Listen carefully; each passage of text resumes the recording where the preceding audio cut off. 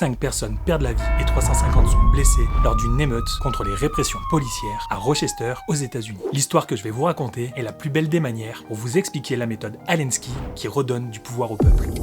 Nous sommes en juillet 1964. Il est 22h et Randy Manigault rentre d'une fête de quartier bien trop arrosée. La police tente de l'arrêter pour ivresse publique et harcèlement sur une femme. Le jeune homme résiste à cette arrestation devant les habitants ébahis. Des rumeurs commencent à circuler à l'encontre des policiers. Agressions, chiens qui attaquent les passants et d'autres choses encore. Tout ça dans un contexte où le quartier subit une violente répression policière. C'est ce qui mettra le feu aux poudres, c'est le début des émeutes. Au début, ce sont des bouteilles, des briques qui sont lancées sur les policiers. Des centaines de personnes se réunissent pour se venger des violences policières subies depuis des années. Puis on passe très vite de centaines de personnes à des milliers. Et à 2h du matin, le chef de la police ordonne l'utilisation d'armes anti-émeutes. Et 1h30 plus tard, des pillages sont en cours sur l'artère principale de la ville. Les destructions se propagent à d'autres quartiers et bientôt c'est toute la ville qui est sous le coup des violences. La ville retrouvera son calme que 2 jours plus tard, le dimanche, grâce à l'intervention de la garde nationale. Mais les dégâts sont considérables. 5 personnes meurent, 350 sont blessés, dont 48 policiers et il y a eu plus de 900 arrestations. Ce sont 250 magasins qui auront été pillés. C'est la désolation totale. Et ce sera de cet événement que débutera l'une des plus belles histoires de la lutte pour l'égalité des travailleurs dans une des plus grandes entreprises du monde. Clique sur mon profil pour voir la deuxième partie de cette vidéo.